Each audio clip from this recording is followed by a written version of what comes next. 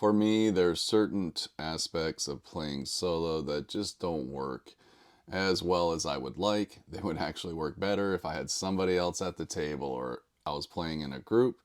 It's just the reality of playing solo because you are the GM and the player, and it just creates certain challenges or obstacles that you have to overcome. I am always looking for solutions to these challenges, and I feel the local Legends Tavern kit provides such a solution. So let's get into it. Welcome to Solitary RPG. So in this video, we're going to take a look at local Legends Tavern kit. This is a 5e supplement from Steamforged Games. And what you're going to find in this box set are a bunch of different taverns with NPCs and descriptions and information about the tavern, but there's also tavern games, and that's primarily why I bought this box set, was for the tavern games, because some of them are really fun to play solo, and it just provides me that solution that I'm looking for with my solo games. The tavern games are not linked to D&D 5th edition. You can use them for any game system that you're playing. Let's take a look at the product as a whole. Comes in a standard box size with all kinds of information on it. You are greeted with all of the play sheets for the different games, and we're going to go over these in more detail. Then you have some zine size booklets inside. You have the tavern book, which gives you all the information about the different taverns and has the rules for all the different tavern games that are played at those taverns. So each of the different taverns plays different games. It's one of the concepts behind it. You have this book, which is called Encounters book. And these are just some encounters that you can pull from when you're playing your games. You have this really thick book of NPCs that you can pull from. Again, you could use these NPCs for any game that you're playing. And then you have some maps of all the different taverns. These are really cool because on one side they'll show you the outside of the tavern, so you have some descriptive information. Plop this down on the table for inspiration. Your players know what they're walking into. This one with the green lights looks a little eerie. Looks like I'm in more of a developed city, so maybe this is more Call of Cthulhu-ish, if you want to say, with the streetlights. I don't know. But then on the other side, you're going to get the inside of the tavern. So you got kind of a visual cue that you can say, I'm over here in this little private room, or I'm over here at this table, or I'm sitting at the bar. You just have something to pull from, and you just have all these different maps to look at, to put on your table, to give more description, information to your players and yourself. I like this one the most because I think it's really creative. It's a boat on the shore. And it's just kind of turned up and made into a tavern. And it's just really kind of cool. And I just kind of dig it. And I like it. So after the maps, you have a bunch of cards. So the cards with the black borders are the rules for playing all the tavern games. For this video, when I'm going over the tavern games, I'm going to be using the book. I won't be using the cards. Then you have all these art cards for all of the NPCs listed in the game and also your encounters. So you just have a little bit of inspirational art. But what's cool is on the back, the first thing you notice about this particular NPC, a scowl like no other. So it gives you just something quick to pull from to say, this is what you notice immediately about this NPC, which is a really cool feature to offer in those cards. But yeah, that's everything that comes in this box set. I am going to give some criticism for the way this box set was put together.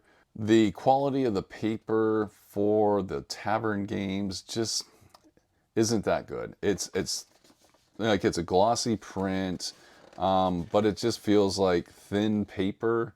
And this is something that's going to be on the table. You're going to be rolling dice on it. You're going to be moving things around.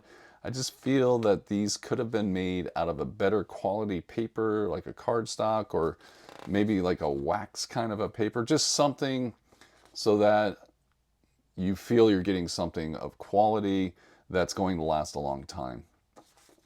To be honest, I'm going to scan all these into my computer, print them out on cardstock, and use those for my games so that way I can preserve these because I don't feel they're that good.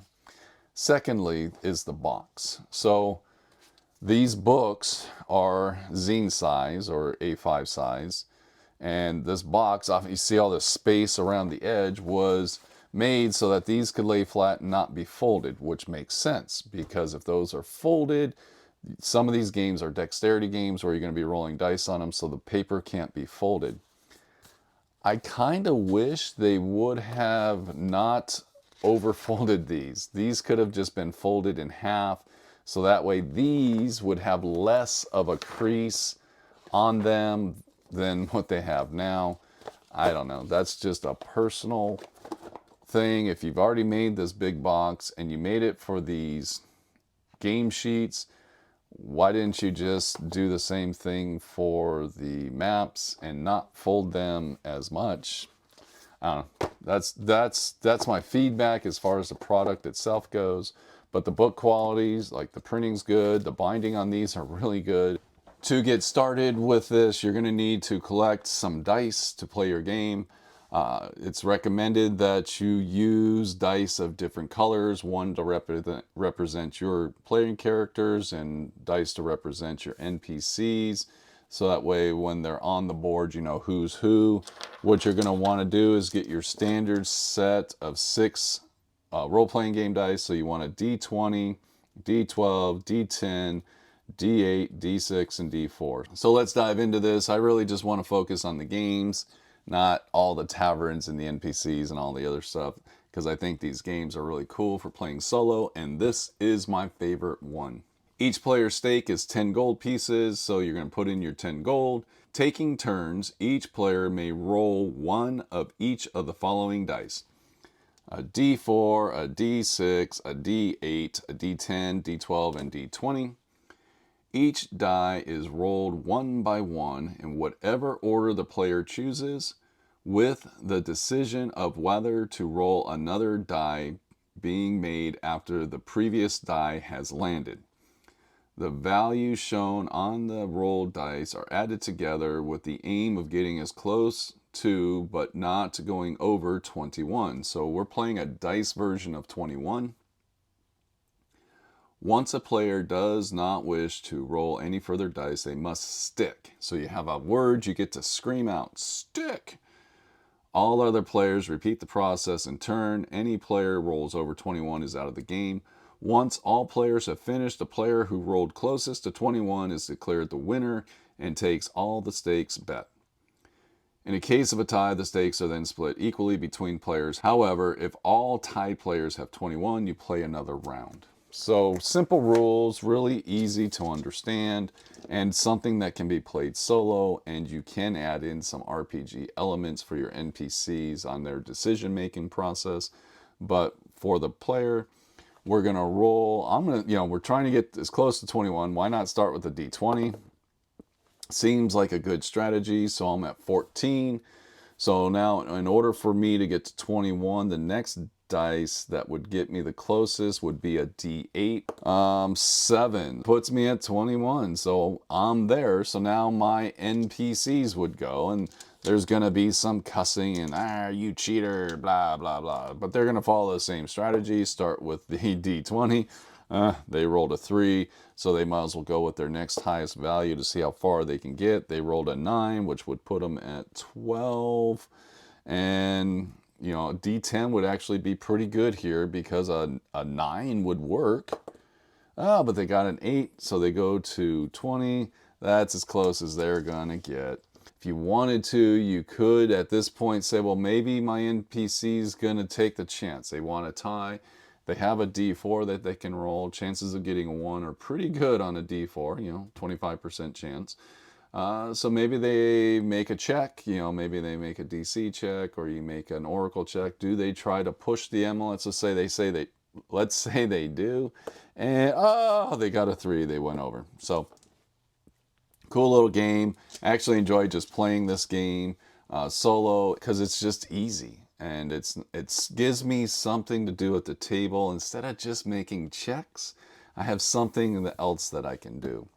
So let's move on to the next game, which is this one. Arr. This one is called Tower of Tigers. We go through the instructions. Each player's stake is 15 gold bet.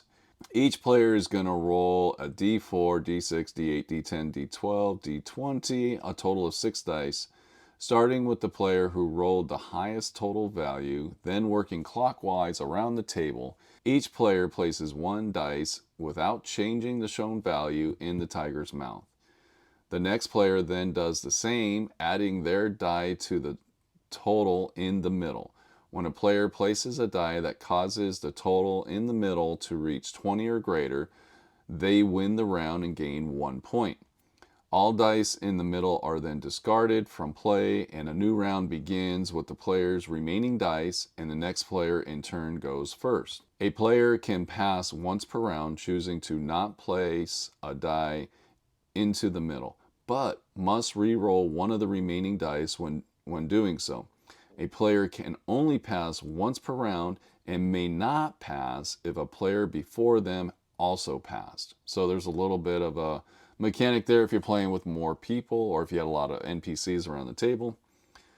Play continues this way until it's not possible to reach 20 or until there are no dice left. So then it gets into splitting the pot. So let's kind of go through how this works. I've got 9, 10, 17, 20, 25, 27. So that's my starting score. Let's roll for an NPC and let's see how they do. They rolled a 3, a 13, 15, 27, 32, 40. So they're going to go first. The objective is placing dice in here, totaling everything up, trying to beat 20.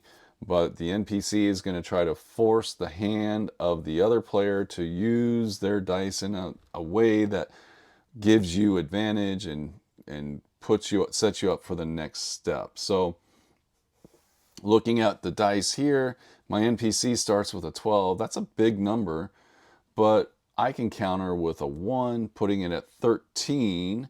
But I got to be careful because if I did that, they could easily just play their 10. They're at 23 and then they win. Now it'd be my turn. Maybe I start with my 9 and they go ahead and place a 2, putting it at 11, kind of forcing my hand a little bit. Like, what am I going to do? The lowest value I have is a 2. And if we're 11, that puts it at 13. And then they can play the 8, and then they just scored. And we'll continue doing this. Maybe I come out big with just a 7. They put the 3, putting it at 10, which I know is I'm going to put my 5, putting it at 15. They have to play their 4. Then I play my 3. Of course, we could re-roll dice if we wanted to. And then I score 1. They won the round. So it's a neat little game. It can be played solo without too much influence on you as the player GM, favoring it in one way or the other. You could make some oracle rolls to see which die they place, like a high value or a low value, things like that. But it works, and it's not overly complicated. You're just trying to beat 20. And maybe you make some intimidation rolls, maybe some conflict happens at the table. Who knows? But it is a fun little game. The next one we're going to talk about, I don't really like this game, and it doesn't work too good for solo. What you're doing is you're trying to grab a fistful of D20s, and you're making some speed checks. And I just don't feel this one works good for solo, so we're going to skip that. We're going to move over to Griffin Gates. This is a fun little solo game, and this is probably my second favorite game in the collection. Each player stakes a $10 gold piece bet, though higher stakes are often bet. So it's giving you a baseline. You start with 10, but if you're playing at a fancier place, maybe you have to, the bet at the table is a little higher. One player rolls 6d6 dice, and at least one die must be kept. The remaining dice are rolled again, each time with at least one die being kept until there are no more dice to roll. When all dice have been rolled, a player must have kept a 2 and a 4 in order to score. These two numbers are the keys to the gate which the other dice must pass. The name and the theme of this game don't make a great deal of sense. It's true. A player that has not kept a 2 and a 4 is considered to have scored 0. If a 2 and a 4 have been kept, the players total up the other 4 dice to determine the scores. The next player completes the process. The highest score takes the bets. So this is an interesting game because this doesn't matter. This is just not even needed. What you need are 6d6 dice. So here are my 6d6 dice. I'm going to go first. I'm going to roll the dice. So my goal is to I have to keep one of the dice that I rolled, but it doesn't give me like a maximum. I could keep all 6 of them if I wanted to. I need to have a 4 and a 2 in order to be able to score, and I want to score the max. So I'm looking for a 4 and a 2 and all the 6s possible. And I keep re-rolling as long as I keep one of the dice. This was a terrible roll, but we'll keep that 3. And then each turn I'm losing dice. My odds are changing as I roll. So I'm going to keep the 2, but I'm looking for 6s now. I got another 6. The yellow 2 doesn't do me a whole lot of good. Terrible. So I kept my 2 and my 4. So I've got the key to the gate. So I'm qualified to score. And this is my score of 16. Then my NPC is going to go. So they're going to roll up the dice. They rolled a bunch of 2s. So they're just going to keep the 1, 2 and keep going because they're looking for the 6s. Look at all these 6s they scored. Oops. But they didn't get a 4. So they're going to keep pushing. They're going to keep the 5. I don't have a 4 yet. So my odds keep changing. There's a 4 and a 6. Beautiful. That's my score of 23. And they've got the key, so they've won the bet. It's a fun little game, but it is really just a luck game. Whatever the dice roll basically is what you're going to get. But this doesn't matter, the little descriptive sheet. And it's one of those things that you can do solo, and it's just a lot of fun. Now we're going to look at Hunt the Kraken. This is a dexterity game, and I actually kind of enjoy it because you can't cheat in a dexterity game because the dice will go where the dice want to go. So let me read the instructions to you. Each player takes 3 d20s. Ideally, each player should have 3 d20s of the same color or style, and these should be distinct from the other players. So everyone just needs different colored dice. That's one of the reasons why I recommend having the different sets. The page containing the Kraken should be placed along one edge of the table. Each player should sit or stand along the opposite edge of the table and roll a d20 towards the Kraken with the youngest player. Each player rolls 1 d20 at a time towards the Kraken. Points are allocated based on where the dice rest once all the players have rolled all the dice. A player with the highest score wins the game. So, for video purposes, I can't put it at the edge of the table, but I can put it on the edge of the screen, which is going to be right there. I need 3 d20s. Ideally, we would have our own sets of dice, but what I'm going to do is once the dice land, I'll just replace it with other dice. One of the things about this game, and it doesn't really say it in the instructions, but what happens if I roll a die and one of my other dice bounce it, moves somebody else's rolled dice, which this opens up some opportunity for conflict. So I like this. So let's roll. I'm going to go first. So I rolled there. We're going to have another NPC go. They rolled there. And we're going to have our third NPC go. And they rolled there. So what I'll do is just replace their dice with D6 dice. Just so that I don't have to have a huge collection of D20s out. And then we're going to go again. So it says where the dice land. So this is where some of this argument comes in with this game, which I like. I'm on the arm, but I'm not on the spot. So what does that count as? The rules don't say. So this is what's cool about this game, because it creates conflict. And now you can also bounce dice. So now for my second roll, I'm going to try to move one of my other dice. I didn't do it. Next person's going to try to do the same. Oh, no, but they landed on the 10. This guy gets upset and he's like, no, and boom, look at that. So now we're just going to go ahead and replace with other dice. So we can do the final roll of this game. So I'm going to go first. I'm doing terrible as a dice roller for this game. But let's see what we can do. Yes, I landed on the arm of the 10. This is where we're going to argue about that. Next guy, oh, he's also on the arm of the 10. And then oh, he bumped me off. Son of a gun, but I'm still kind of on the arm. So now we would go to scoring.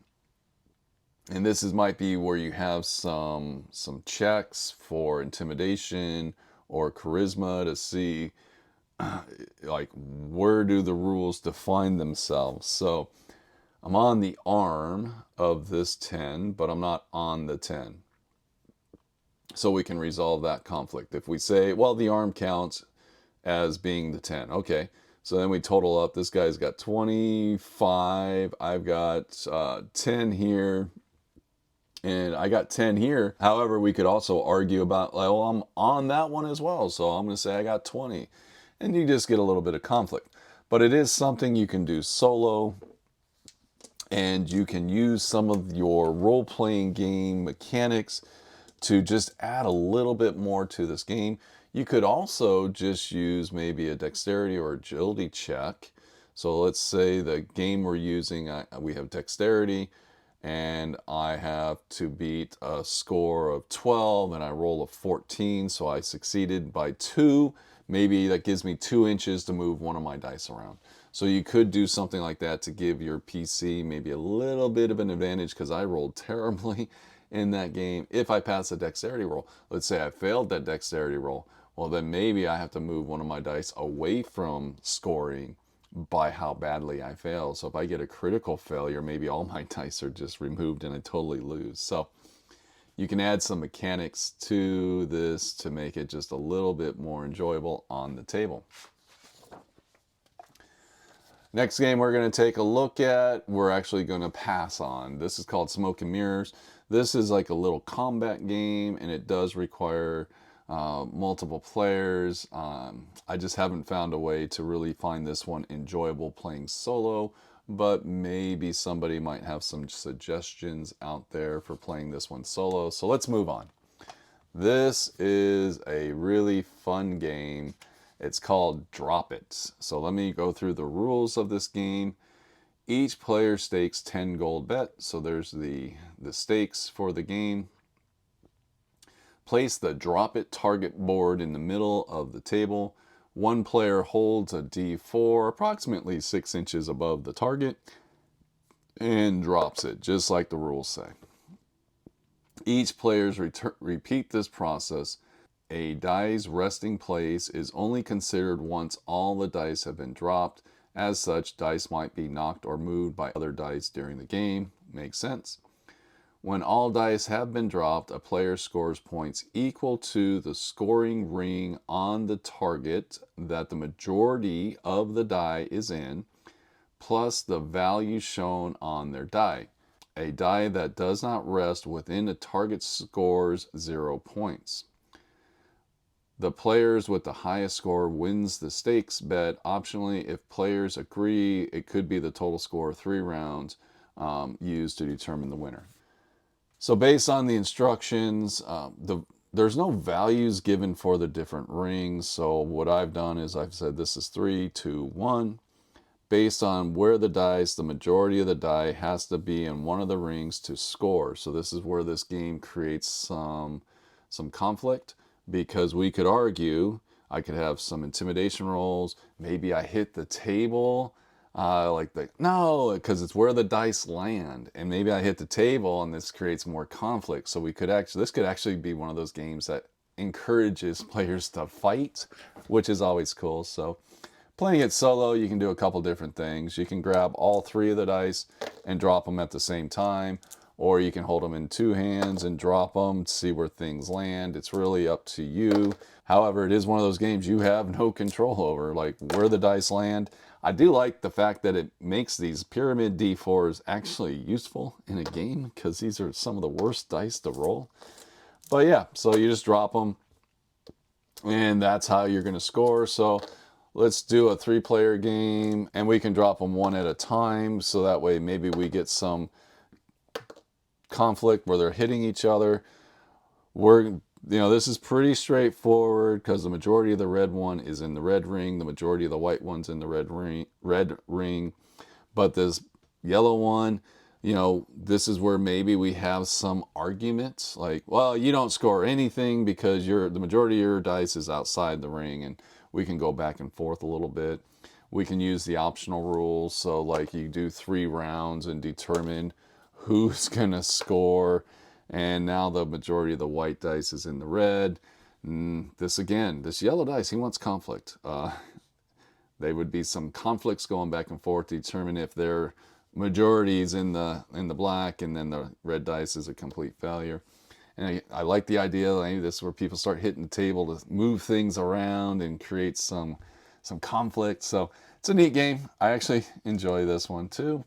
The next game we're going to look at is called Roll It. This one is using D20s, so each NPC is going to need a D20.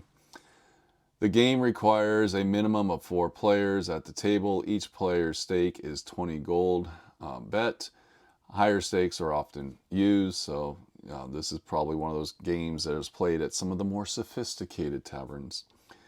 A marker is placed in the center on the play sheet. Let's go ahead and mark that. The first player rolls a d20, attempting to get the die as close to the marker as possible.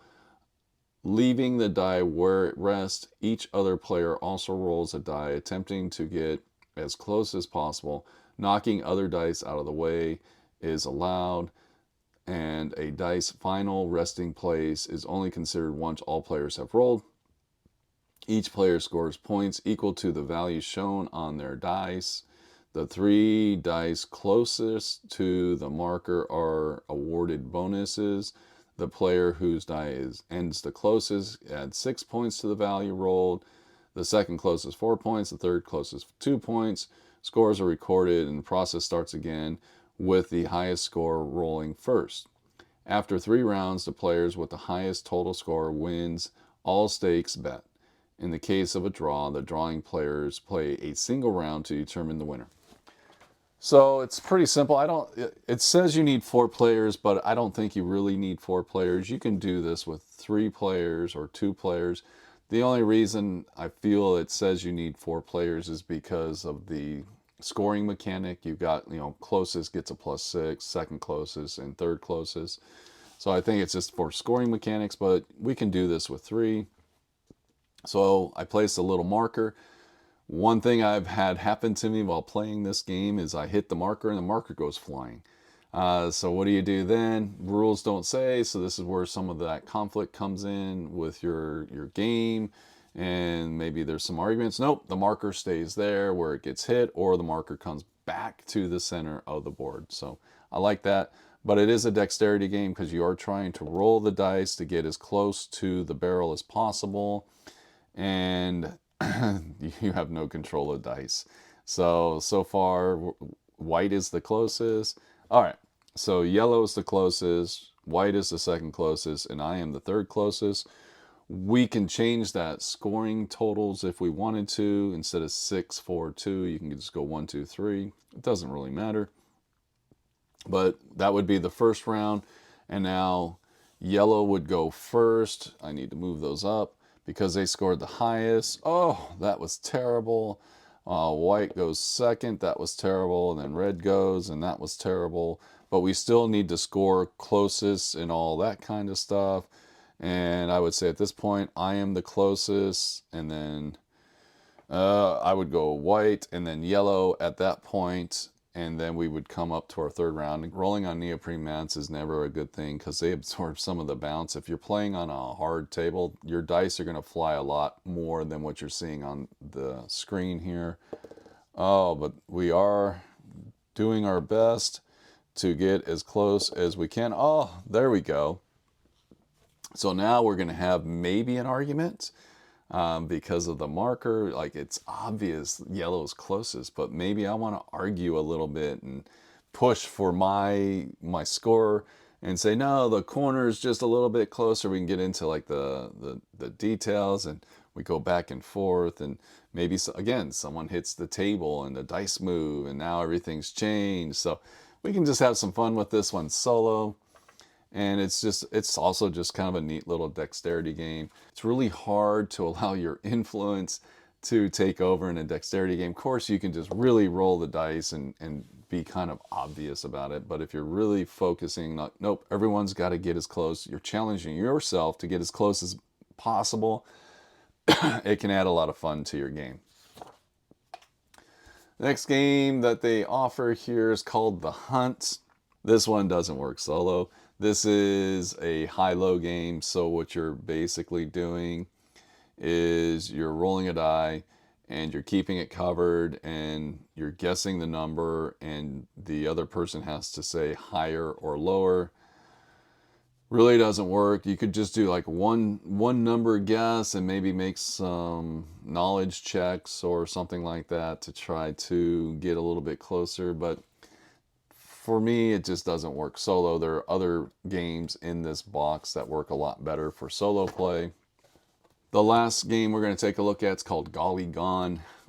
This one can be played solo, but it does require you to add some mechanics to it. So let me read the instructions to you. Each player's stake is 10 gold pieces for the bet. Each player starts with one of each dice. So you're going to start with a D4, a D8, a D12, and a D20. In secret, each player selects a die and places it under their hand or cup on a value of their choice. Simultaneously, all players reveal their dice. The highest individual results win the round. Any die that shows the same results as another revealed dice are placed in the square in the center of the play sheet and cannot be used again. For example, 3 D20s show 19 and a D12 shows a 10. The 3 D20s are eliminated and the D12 wins. Dice that don't show the same value as another dice are collected by the winner of the round and set aside. Each die collected in this way is worth 1 point. Players are eliminated from the game when they have no dice remaining. When only one player remains, that player with the most points wins all stakes bet. So in this game, we are using 4 dice. We're secretly selecting a die. We're going to put it on a value, and we're trying to win the other dice. For playing solo, what you can do with this particular game is you can roll a d4 to determine which dice the NPC is going to use. So there we go. They're going to use that. You can also do the same for yourself, which adds the dice deciding for you what's going on. So here we're going to use the d4, and we'll set the rest of our dice aside. You're supposed to secretly put the value on it. Kind of hard to do if you're playing solo. So what you could do is just roll a dice, and whatever they roll on is what they are. And you can still play this solo. So obviously the 14 beats my 4. They're not matching numbers. So the NPC wins these dice. So now we're down to 3 dice. We can change and roll a D3 for the NPC to see which die they're going to roll. They're going to roll their D4, and I'm going to roll my D8. And we're going to now just pick these up. We're going to roll them to see what happens. A 3 and a 4. Again, the NPC wins. And we continue. So now we're down to 2 dice, so we just do a 50-50 roll. They're gonna use their D12, and I'm gonna use my D12. And now we roll the dice to see who wins. I win that round, and now we're down to our last 2 die. And they win that round. So it can be played solo, but you are removing one of the elements, and that's that hidden element. You're just rolling the dice to see who wins, to score some points. Those are all the games that come in the Tavern kit. And some of these are, not soloable, in my opinion, or they're going to require some serious rule mechanic changes, especially the one with the fingers, just because of the way the mechanics work. But still filled with a lot of fun little games that resolve that issue for myself. When you're at the tavern and you're just trying to have some interaction with NPCs, and playing tavern games is something that can create conflict or camaraderie between each other. I just think it's kind of cool. So that was a look at the product itself and the games that come with it. Thank you for watching, and have a great day.